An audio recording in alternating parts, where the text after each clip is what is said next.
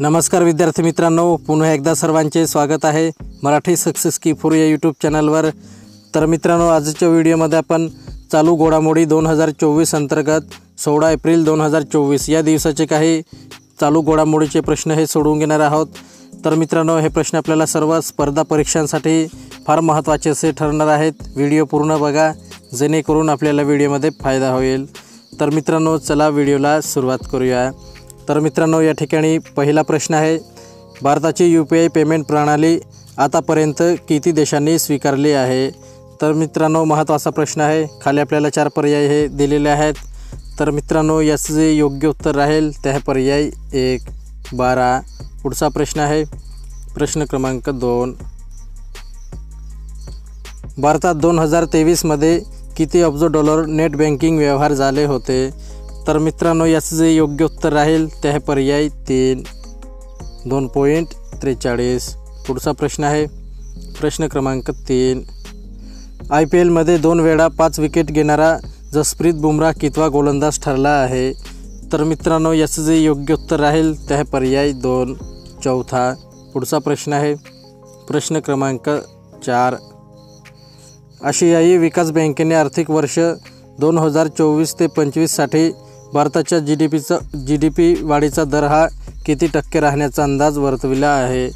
तर मित्रांनो, याचं जे योग्य उत्तर राहील ते आहे पर्याय 4, 7।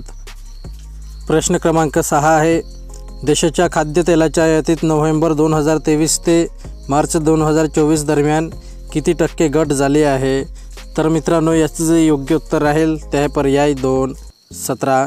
पुढचा प्रश्न आहे प्रश्न क्रमांक 7, भारताने नोव्हेंबर 2023 ते मार्च 2024 या कालावधीत किती टन खाद्यतेलाची आयात केली आहे? तर मित्रांनो, याचं जे योग्य उत्तर राहील ते आहे पर्याय 1, 58,30,000। पुढचा प्रश्न आहे प्रश्न क्रमांक 8, निवडणूक आयोगाच्या आकडेवारीनुसार महाराष्ट्र राज्यात किती मतदारांची नोंदणी झाली आहे? तर मित्रांनो, याचं जे योग्य उत्तर राहील ते आहे पर्याय 2, 9,24,00,000। पुढचा प्रश्न आहे प्रश्न क्रमांक 9, महाराष्ट्रात सर्वाधिक मतदारांची संख्या कोणत्या जिल्ह्यात आहे? तर मित्रांनो, याचं जे योग्य उत्तर राहील ते आहे पर्याय 4, पुणे या जिल्ह्यात। पुढचा प्रश्न आहे प्रश्न क्रमांक 10, महाराष्ट्रात पुणे जिल्ह्यात सर्वाधिक किती मतदारांची नोंद झाली आहे? तर मित्रांनो, याचं जे योग्य उत्तर राहील ते आहे पर्याय 3, 82,82,000। पुढचा प्रश्न आहे प्रश्न क्रमांक 11, आंतरराष्ट्रीय नार्कोटिक्स कंट्रोल बोर्डच्या सदस्यपदी कोणाची निवड करण्यात आली आहे? तर मित्रांनो, याचं जे योग्य उत्तर राहील ते आहे पर्याय 1, जगजित पवाडिया।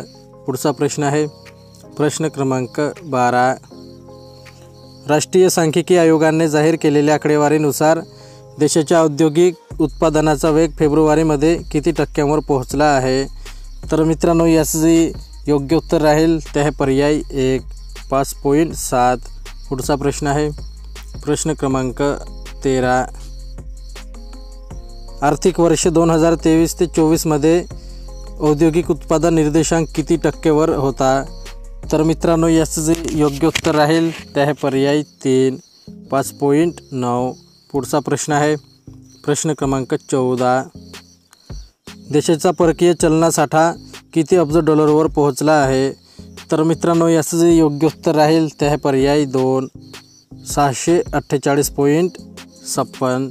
पुढचा प्रश्न आहे प्रश्न क्रमांक 15, भारताचा सोन्याचा साठा किती अब्ज डॉलरवर झाला आहे? तर मित्रांनो, याचं जे योग्य उत्तर राहील ते आहे पर्याय 4, 54.44। पुढचा प्रश्न आहे प्रश्न क्रमांक 16, IMF मधील भारताची राखीव निधी स्थिती किती अब्ज डॉलरवर झाली आहे? तर मित्रांनो, याचं जे योग्य उत्तर राहील ते आहे पर्याय 3, 4.66। पुढचा प्रश्न आहे प्रश्न क्रमांक 17, भारताचा किरकोळ महागाई दर मार्चमध्ये किती टक्क्यांवर आला आहे? तर मित्रांनो, याचं जे योग्य उत्तर राहील ते आहे पर्याय 2, 4.85। पुढचा प्रश्न आहे प्रश्न क्रमांक 18, देशाचा अन्नधान्याचा महागाई दर मार्चमध्ये किती टक्के होता? तर मित्रांनो याचं जे योग्य उत्तर राहील ते आहे पर्याय 1, 8.52. पुढचा प्रश्न आहे प्रश्न क्रमांक 19. एप्रिल ते जून या तिमाहीत भारताचा किरकोळी महागाई दर किती टक्के राहण्याचा RBIचा अंदाज आहे? तर मित्रांनो याचं जे योग्य उत्तर राहील ते आहे पर्याय 4, 4.9. पुढचा प्रश्न आहे प्रश्न क्रमांक 20. पॅरिस ऑलिम्पिकसाठी निवड झालेल्या भारताच्या पथक प्रमुख पदावरून कोणी माघार घेण्याचा निर्णय हा घेतला आहे? तर मित्रांनो याचं जे योग्य उत्तर राहील ते आहे पर्याय 2, मेरी कॉम. तर मित्रांनो आपला व्हिडिओ कंप्लीट झालेला आहे. व्हिडिओ आवडला असेल तर व्हिडिओला लाईक करा आणि असेच नवनवीन व्हिडिओ पाहण्यासाठी चॅनलला सुद्धा सबस्क्राईब करून घ्या. तर मित्रांनो चला पुढच्या व्हिडिओला भेटूयात.